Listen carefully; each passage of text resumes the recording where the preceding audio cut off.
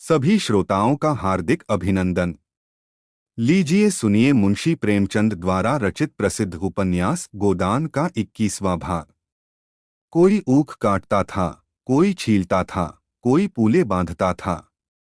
महाजनों ने जो ऊख कटते देखी तो पेट में चूहे दौड़े। एक तरफ से दुलारी दौड़ी, दूसरी तरफ से मंगरू साह, तीसरी ओर से माता दीन और पटेश्वरी और झिंगुरी के पियादे। दुलारी हाथ पाव में मोटे मोटे चांदी के कड़े पहने, कानों में सोने का झुमक, आंखों में काजल लगाए, बूढ़े यौवन को रंगे रंगाए आकर बोली, पहले मेरे रुपए दे दो तब ऊख काटने दूंगी। मैं जितना ही गम खाती हूँ उतना ही तुम शेर होते हो। 2 साल से एक धेला सूद नहीं दिया, 50 तो मेरे सूद के होते हैं। होरी ने घिघियाकर कहा, भाभी ऊख काट लेने दो, इनके रुपए मिलते हैं तो जितना हो सकेगा तुमको भी दूंगा। न गांव छोड़कर भागा जाता हूँ, न इतनी जल्द मौत ही आई जाती है। खेत में खड़ी ऊख तो रुपए न देगी? दुलारी ने उसके हाथ से गड़ासा छीनकर कहा, नीयत इतनी खराब हो गई है तुम लोगों की, तभी तो बरकत नहीं होती। आज 5 साल हुए होरी ने दुलारी से 30 रुपए लिए थे। 3 साल में उसके 100 रुपए हो गए, तब स्टाम्प लिखा गया। 2 साल में उस पर 50 रुपया सूद चढ़ गया था। होरी बोला, सहुआइन नियत तो कभी खराब नहीं की, और भगवान चाहेंगे तो पाई पाई चुका दूंगा। हाँ, आजकल तंग हो गया हूँ। जो चाहे कह लो। सहुआइन को जाते देर नहीं हुई कि मंगरू साहब पहुंचे। काला रंग तोंद कमर के नीचे लटकती हुई, 2 बड़े दांत सामने जैसे काट खाने को निकले हुए, सिर पर टोपी, गले में चादर। उम्र अभी 50 से ज्यादा नहीं, पर लाठी के सहारे चलते थे। गठिया का मरज हो गया था, खांसी भी आती थी। लाठी टेक कर खड़े हो गए और होरी को डांट बताई, पहले हमारे रुपए दे दो होरी, तब ऊख काटो। हमने रुपए उधार दिए थे, खैरात नहीं थे। 3 साल हो गए, न सूद न ब्याज, मगर यह न समझना कि तुम मेरे रुपए हजम कर जाओगे। मैं तुम्हारे मुदेर से भी वसूल कर लूंगा। शोभा मस्खरा था। बोला, तब काहे को घबराते हो साहजी, इनके मुर्दे ही से वसूल कर लेना। नहीं, 1-2 साल के आगे पीछे दोनों ही सरग में पहुंचोगे। वहीं भगवान के सामने अपना हिसाब चुका लेना। मंगरू ने शोभा को बहुत बुरा भला कहा, जमामार, बेईमान इत्यादि। लेने की बेर तो दुम हिलाते हो, जब देने की बारी आती है तो गुरारते हो, घर बिकवा लूंगा, बैल बधिये नीलाम करा लूंगा। शोभा ने फिर छेड़ा, अच्छा ईमान से बताओ साह, कितने रुपए दिए थे जिसके अब 300 रुपए हो गए हैं? जब तुम साल के साल सूद न दोगे तो आप ही बढ़ेंगे। पहले फल कितने रुपए दिए थे तुमने? 50 ही तो। कितने दिन हुए यह भी तो देख। 5-6 साल हुए होंगे। 10 साल हो गए पूरे, 11वां जा रहा है। 50 रुपए के 300 रुपए लेते तुम्हें जरा भी शर्म नहीं आती? शर्म कैसी, रुपए दिए हैं कि खैरात मांगते हैं। होरी ने इन्हें भी चिरौरी बिनती करके विदा किया। दातादीन ने होरी के साझे में खेती की थी। बीज देकर आधी फसल ले लेंगे। इस वक्त कुछ छेड़छाड़ करना नीति विरुद्ध था। झिंगुरी सिंह ने मिल के मैनेजर से पहले ही सब कुछ कह सुन रखा था। उनके प्यादे गाड़ियों पर ऊख लदवाकर नाव पर पहुंचा रहे थे। नदी गांव से आध मील पर थी। एक गाड़ी दिन भर में 7-8 चक्कर कर लेती थी और नाव एक खेवे में 50 गाड़ियों का बोझ लाद लेती थी। इस तरह किफायत पड़ती थी। इस सुविधा का इंतजाम करके झिंगुरी सिंह ने सारे इलाके को एहसान से दबा दिया था। तौल शुरू होते ही झिंगुरी सिंह ने मिल के फाटक पर आसन जमा लिया। हर एक की ऊख तौलाते थे, दाम का पुर्जा लेते थे, खजांची से रुपए वसूल करते थे और अपना पावना काटकर असामी को दे देते थे। असामी कितना ही रोए चीखे, किसी की न सुनते थे। मालिक का यही हुक्म था। उनका क्या बस। होरी को 120 रुपए मिले। उसमें से झिंगुरी सिंह ने अपने पूरे रुपए सूद समेत काटकर कोई 25 रुपए होरी के हवाले किए।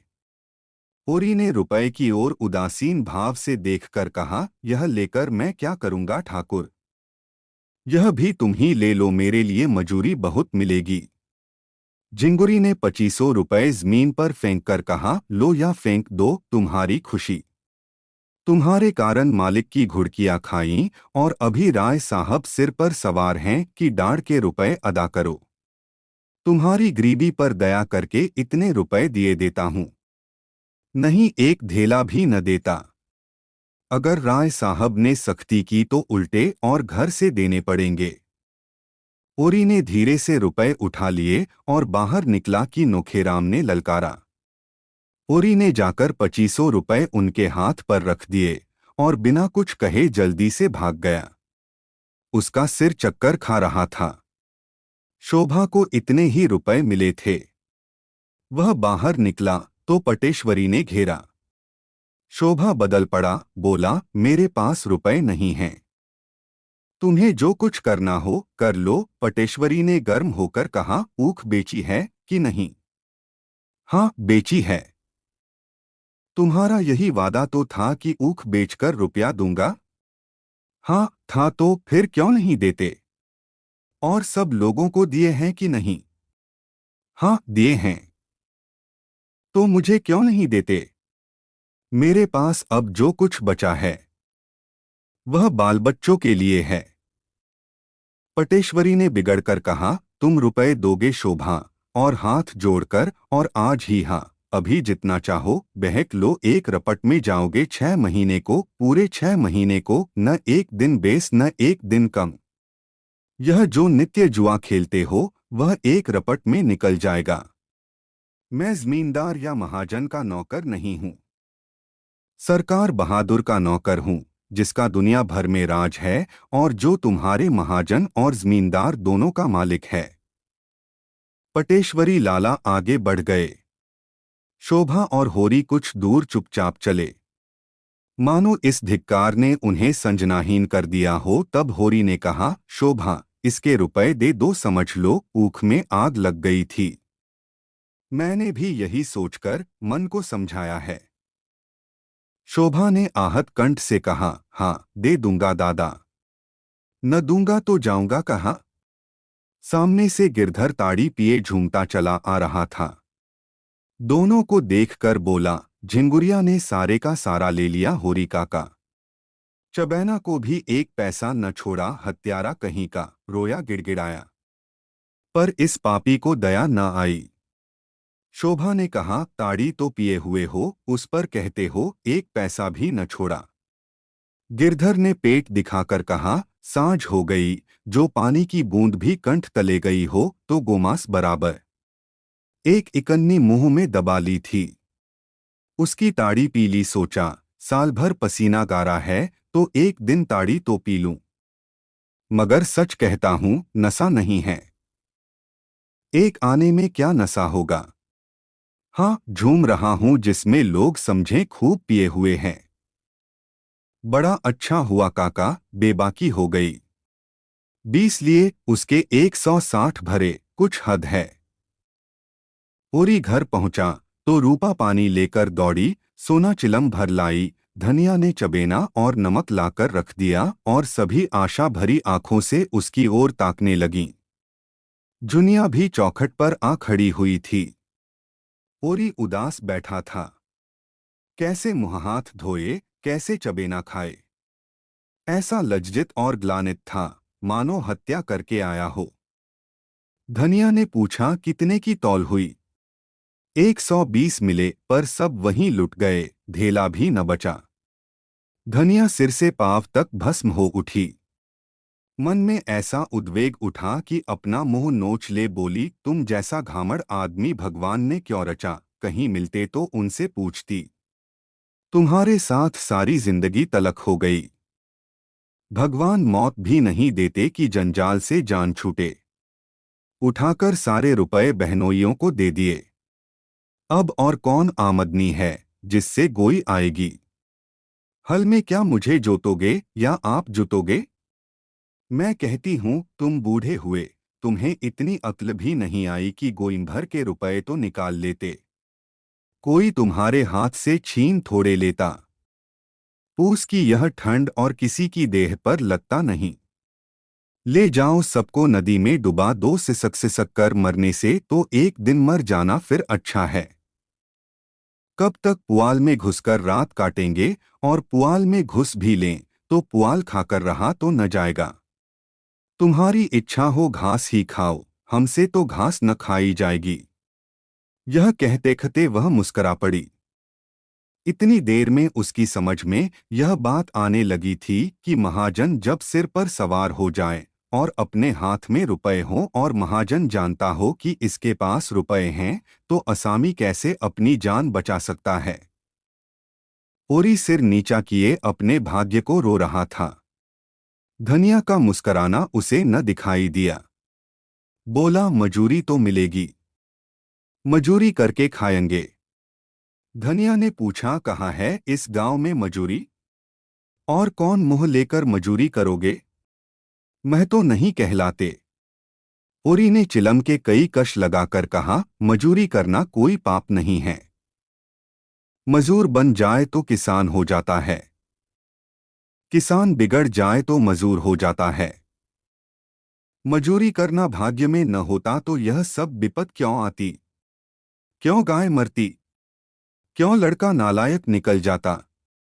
धनिया ने बहू और बेटियों की ओर देखकर कहा, तुम सब की सब क्यों घेरे खड़ी हो, जाकर अपना अपना काम देखो। वह और हैं जो हाट बाजार से आते हैं तो बाल बच्चों के लिए दो चार पैसे की कोई चीज लिए आते हैं। यहाँ तो यह लोभ लग रहा होगा कि रुपए तुड़ाएं कैसे। एक कम न हो जाएगा, इसी से इनकी कमाई में बरकत नहीं होती। जो खर्च करते हैं उन्हें मिलता है, जो न खा सकें न पहन सकें उन्हें रुपए मिले ही क्यों? जमीन में गाड़ने के लिए। ओरी ने खिलखिलाकर पूछा, कहाँ है वह गाड़ी हुई थाती? जहां रखी है वहीं होगी। रोना तो यही है कि यह जानते हुए भी पैसों के लिए मरते हो। चार पैसे की कोई चीज लाकर बच्चों के हाथ पर रख देते तो पानी में न पड़ जाते। झिंगुरी से तुम कह देते कि 1 रुपया मुझे दे दो, नहीं मैं तुम्हें 1 पैसा न दूंगा, जाकर अदालत में लेना, तो वह जरूर दे देता। होरी लज्जित हो गया। अगर वह झल्लाकर 2500 रुपए नोखेराम को न दे देता तो नोखे क्या कर लेते? बहुत होता बकाया पर 2-4 आना सूद ले लेता, मगर अब तो चूक हो गई। जुनिया ने भीतर जाकर सोना से कहा, मुझे तो दादा पर बड़ी दया आती है। बेचारे दिन भर के थके मांदे घर आए तो अम्मा कोसने लगीं। महाजन गला दबाए था। तो क्या करते बेचारे? तो बैल कहाँ से आएंगे? महाजन अपने रुपए चाहता है, उसे तुम्हारे घर के दुखड़ों से क्या मतलब? अम्मा वहां होती तो महाजन को मजा चखा देती।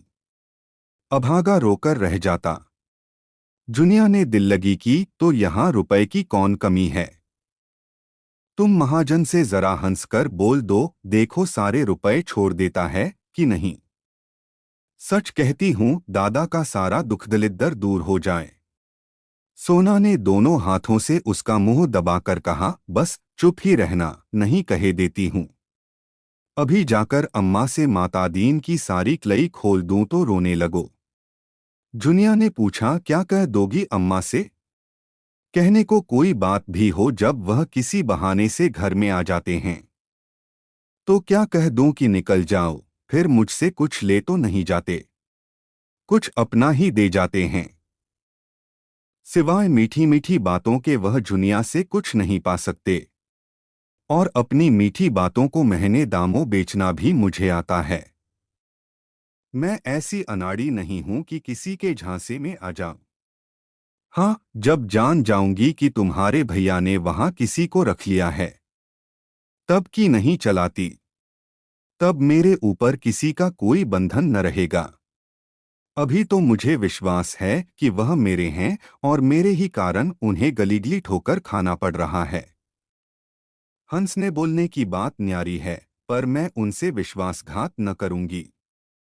जो एक से दो का हुआ वह किसी का नहीं रहता। शोभा ने आकर होरी को पुकारा और पटेश्वरी के रुपए उसके हाथ में रखकर बोला, भैया तुम जाकर ये रुपए लाला को दे दो, मुझे उस घड़ी न जाने क्या हो गया था। होरी रुपए लेकर उठा ही था कि शंख की ध्वनि कानों में आई। गांव के उस सिरे पर ध्यानसिंह नाम के एक ठाकुर रहते थे।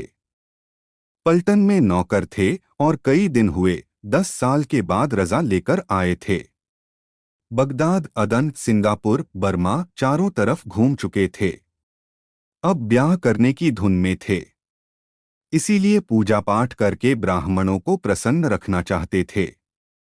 होरी ने कहा, जान पड़ता है 7 अध्याय पूरे हो गए। आरती हो रही है। शोभा बोला, हाँ जान तो पड़ता है, चलो आरती ले लो। होरी ने चिंतित भाव से कहा, तुम जाओ, मैं थोड़ी देर में आता हूं। ध्यान सिंह जिस दिन आए थे सबके घर सिर सिर भर मिठाई बैना भेजी थी। होरी से जब कभी रास्ते मिल जाते कुशल पूछते। उनकी कथा में जाकर आरती में कुछ न देना अपमान की बात थी। आरती का थाल उन्हीं के हाथ में होगा। उनके सामने होरी कैसे खाली हाथ आरती ले लेगा। इससे तो कहीं अच्छा है कि वह कथा में जाए ही नहीं। इतने आदमियों में उन्हें क्या याद आएगी कि होरी नहीं आया।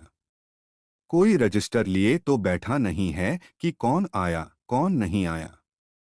वह जाकर खाट पर लेट रहा, मगर उसका हृदय मसोसमसोस कर रह जाता था। उसके पास एक पैसा भी नहीं है, ताबे का एक पैसा। आरती के पुण्य और महात्म्य का उसे बिल्कुल ध्यान न था। बात थी केवल व्यवहार की। ठाकुर जी की आरती तो वह केवल श्रद्धा की भेंट देकर ले सकता था, लेकिन मर्यादा कैसे तोड़े, सबकी आंखों में हेठा कैसे बने। सहसा वह उठ बैठा। क्यों मर्यादा की गुलामी करे। मर्यादा के पीछे आरती का पुण्य क्यों छोड़े। लोग हंसेंगे, हंस लें, उसे परवाह नहीं है। भगवान उसे कुकर्म से बचाए रखें। और वह कुछ नहीं चाहता। वह ठाकुर के घर की ओर चल पड़ा। खन्ना और गोविंदी में नहीं पटती। क्यों नहीं पटती, यह बताना कठिन है। ज्योतिष के हिसाब से उनके ग्रहों में कोई विरोध है। हालांकि विवाह के समय ग्रह और नक्षत्र खूब मिला लिए गए थे। कामशास्त्र के हिसाब से इस अनबन का और कोई रहस्य हो सकता है, और मनोविज्ञान वाले कुछ और ही कारण खोज सकते हैं। हम तो इतना ही जानते हैं कि उनमें नहीं पटती।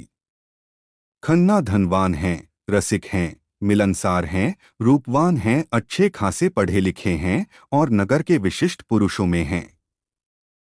गोविंदी अप्सरा न हो पर रूपवती अवश्य है। गेहुआ रंग, लज्जाशील आंखें जो एक बार सामने उठकर फिर झुक जाती हैं। कपोलों पर लाली न हो पर चिकनापन है। गात कोमल, अंग विन्यास सुडौल, गोल बाहें, मुख पर एक प्रकार की अरुचि जिसमें कुछ गर्व की झलक भी है। मानो संसार के व्यवहार और व्यापार को हे समझती है। खन्ना के पास विलास के ऊपरी साधनों की कमी नहीं। अव्वल दर्जे का बंगला है, अव्वल दर्जे का फर्नीचर, अव्वल दर्जे की कार और अपार धन, पर गोविंदी की दृष्टि में जैसे इन चीजों का कोई मूल्य नहीं। इस खारे सागर में वह प्यासी पड़ी रहती है। बच्चों का लालन पालन और गृहस्थी के छोटे मोटे काम ही उसके लिए सब कुछ हैं। वह इनमें इतनी व्यस्त रहती है कि भोग की ओर उसका ध्यान नहीं जाता। आकर्षण क्या वस्तु है और कैसे उत्पन्न हो सकता है, इसकी ओर उसने कभी विचार नहीं किया। वह पुरुष का खिलौना नहीं है, न उसके भोग की वस्तु, फिर क्यों आकर्षक बनने की चेष्टा करे। अगर पुरुष उसका असली सौंदर्य देखने के लिए आंखें नहीं रखता, कामिनियों के पीछे मारा मारा फिरता है, तो वह उसका दुर्भाग्य है। वह उसी प्रेम और निष्ठा से पति की सेवा किए जाती है जैसे द्वेष और मोह जैसी भावनाओं को उसने जीत लिया है। और यह अपार संपत्ति तो जैसे उसकी आत्मा को कुचलती रहती है। इन आडंबरों और पाखंडों से मुक्त होने के लिए उसका मन सदैव ललचाया करता है। अपने सरल और स्वाभाविक जीवन में वह कितनी सुखी रह सकती थी, इसका वह नित्य स्वप्न देखती रहती है। तब क्यों मालती उसके मार्ग में आकर बाधक हो जाती? क्यों वेश्याओं के मुजरे होते? क्यों यह संदेह और बनावट और अशांति उसके जीवन पथ में कांटा बनती? बहुत पहले जब वह बालिका विद्यालय में पढ़ती थी, उसे कविता का रोग लग गया था, जहाँ दुख और वेदना ही जीवन का तत्व है। संपत्ति और विलास तो केवल इसलिए है कि उसकी होली जलाई जाए, जो मनुष्य को असत्य और अशांति की ओर ले जाता है। वह अब कभी कभी कविता रचती थी, लेकिन सुनाए किसे? उसकी कविता केवल मन की तरंग या भावना की उड़ान न थी, उसके एक एक शब्द में उसके जीवन की व्यथा और उसके आंसुओं की ठंडी जलन भरी होती थी। किसी ऐसे प्रदेश में जा बसने की लालसा, जहां वह पाखंडों और वासनाओं से दूर अपनी शांत कुटिया में सरल आनंद का उपभोग करे। खन्ना उसकी कविताएं देखते तो उनका मजाक उड़ाते और कभी-कभी फाड़कर फेंक देते। और संपत्ति की यह दीवार दिन दिन ऊंची होती जाती थी और दंपति को एक दूसरे से दूर और पृथक करती जाती थी। खन्ना अपने ग्राहकों के साथ जितना ही मीठा और नम्र था, घर में उतना ही कटु और उद्दंड। अक्सर क्रोध में गोविंदी को अपशब्द कह बैठता। शिष्टता उसके लिए दुनिया को ठगने का एक साधन थी, मन का संस्कार नहीं। ऐसे अवसरों पर गोविंदी अपने एकांत कमरे में जा बैठती और रात की रात रोया करती, और खन्ना दीवान खाने में मुजरे सुनता या क्लब में जाकर शराबें उड़ाता। लेकिन यह सब कुछ होने पर भी खन्ना उसके सर्वस्व थे। वह दलित और अपमानित होकर भी खन्ना की लौंडी थी। उनसे लड़ेगी, जलेगी, रोएगी, पर रहेगी उन्हीं की। उनसे पृथक जीवन की वह कोई कल्पना ही न कर सकती थी। आज मिस्टर खन्ना किसी बुरे आदमी का मुंह देखकर उठे थे। सवेरे ही पत्र खोला तो उनके कई स्टॉकों का दर गिर गया था, जिसमें उन्हें कई हजार की हानि होती थी। शक्कर मिल के मजदूरों ने हड़ताल कर दी थी और दंगा फसाद करने पर आमादा थे। नफे की आशा से चांदी खरीदी थी, मगर उसका दर आज और भी ज्यादा गिर गया था। राय साहब से जो सौदा हो रहा था और जिसमें उन्हें खासे नफे की आशा थी, वह कुछ दिनों के लिए टलता हुआ जान पड़ता था। फिर रात को बहुत पी जाने के कारण इस वक्त सिर भारी था और देह टूट रही थी। इधर शोफर ने कार के इंजन में कुछ खराबी पैदा हो जाने की बात कही थी और लाहौर में उनके बैंक पर एक दीवानी मुकदमा दायर हो जाने का समाचार भी मिला था। बैठे मन में झुंझला रहे थे कि उसी वक्त गोविंदी ने आकर कहा, भीष्म का ज्वर आज भी नहीं उतरा। किसी डॉक्टर को बुला दो। भीष्म उनका सबसे छोटा पुत्र था और जन्म से ही दुर्बल होने के कारण उसे रोज एक न एक शिकायत बनी रहती थी। आज खांसी है तो कल बुखार, कभी पसली चल रही है, कभी हरे पीले दस्त आ रहे हैं। 10 महीने का हो गया था, पर लगता था 5-6 महीने का। खन्ना की धारणा हो गई थी कि यह लड़का बचेगा नहीं, इसलिए उसकी ओर से उदासीन रहते थे। पर गोविंदी इसी कारण उसे और सब बच्चों से ज्यादा चाहती थी। खन्ना ने पिता के स्नेह का भाव दिखाते हुए कहा, बच्चों को दवाओं का आदी बना देना ठीक नहीं, और तुम्हें दवा पिलाने का मरज है। जरा कुछ हुआ और डॉक्टर बुलाओ। एक रोज और देखो, आज तीसरा ही दिन तो है। शायद आज आप ही आप उतर जाए। गोविंदी ने आग्रह किया। 3 दिन से नहीं उतरा। घरेलू दवाएं करके हार गई। खन्ना ने पूछा, अच्छी बात है, बुला देता हूँ। किसे बुलाऊं? बुला लो डॉक्टर नाग को। अच्छी बात है, उन्हीं को बुलाता हूँ, मगर यह समझ लो कि नाम हो जाने से ही कोई अच्छा डॉक्टर नहीं हो जाता। नाग फीस चाहे जितनी ले लें, उनकी दवा से किसी को अच्छा होते नहीं देखा। वह तो मरीजों को स्वर्ग भेजने के लिए मशहूर हैं। तो जिसे चाहो बुला लो, मैंने तो नाग को इसलिए कहा था कि वह कई बार आ चुके हैं। मिस मालती को क्यों न बुला लूं? फीस भी कम और बच्चों का हाल लेडी डॉक्टर जैसा समझेगी, कोई मर्द डॉक्टर नहीं समझ सकता। गोविंदी ने जलकर कहा, मैं मिस मालती को डॉक्टर नहीं समझती। खन्ना ने भी तेज आंखों से देखकर कहा, तो वह इंग्लैंड घास खोदने गई थी और हजारों आदमियों को आज जीवनदान दे रही है। यह सब कुछ नहीं है। होगा, मुझे उन पर भरोसा नहीं है। वह मर्दों के दिल का इलाज कर लें और किसी की दवा उनके पास नहीं है। बस ठन गई। खन्ना गरजने लगे। गोविंदी बरसने लगी। उनके बीच में मालती का नाम आ जाना मानो लड़ाई का अल्टीमेटम था। खन्ना ने सारे कागजों को जमीन पर फेंककर कहा, तुम्हारे साथ जिंदगी तलक हो गई। गोविंदी ने नुकीले स्वर में कहा, तो मालती से ब्याह कर लो न। अभी क्या बिगड़ा है अगर वहां दाल गले? तुम मुझे क्या समझती हो? यही कि मालती तुम जैसों को अपना गुलाम बनाकर रखना चाहती है, पति बनाकर नहीं। तुम्हारी निगाह में मैं इतना जलील हूं। और उन्हीं ने इसके विरुद्ध प्रमाण देने शुरू किया। मालती जितना उनका आदर करती है, उतना शायद ही किसी का करती हो। राय साहब और राजा साहब को मुंह तक नहीं लगाती, लेकिन उनसे एक दिन भी मुलाकात न हो तो शिकायत करती है। गोविंदी ने इन प्रमाणों को एक फूंक में उड़ा दिया, इसीलिए कि वह तुम्हें सबसे बड़ा आंखों का अंधा समझती है, दूसरों को इतना आसानी से बेवकूफ नहीं बना सकती। खन्ना ने डींग मारी, वह चाहें तो आज मालती से विवाह कर सकते हैं। आज अभी। मगर गोविंदी को बिल्कुल विश्वास नहीं है। तुम 7 जन्म नाक रगड़ो तो भी वह तुमसे विवाह न करेगी। तुम उसके टट्टू हो, तुम्हें घास खिलाएगी, कभी कभी तुम्हारा मुंह सहलाएगी, तुम्हारे पुट्ठों पर हाथ फेरेगी, लेकिन इसलिए कि तुम्हारे ऊपर सवारी गांठे। तुम्हारे जैसे 1000 बुद्धू उसकी जेब में हैं। गोविंदी आज बहुत बढ़ी जाती थी। मालूम होता है आज वह उनसे लड़ने पर तैयार होकर आई है। डॉक्टर के बुलाने का तो केवल बहाना था। खन्ना अपनी योग्यता और दक्षता और पुरुषत्व पर इतना बड़ा आक्षेप कैसे सह सकते थे? तुम्हारे ख्याल में मैं बुद्धू और मूर्ख हूं, तो ये हजारों क्यों मेरे द्वार पर नाक रगड़ते हैं? कौन राजा या ताल्लुकेदार है जो मुझे दंडवत नहीं करता? सैकड़ों को उल्लू बनाकर छोड़ दिया। यही तो मालती की विशेषता है कि जो औरों को सीधे उस तरह से मूरता है, उसे वह उल्टे छुरे से मूरती है।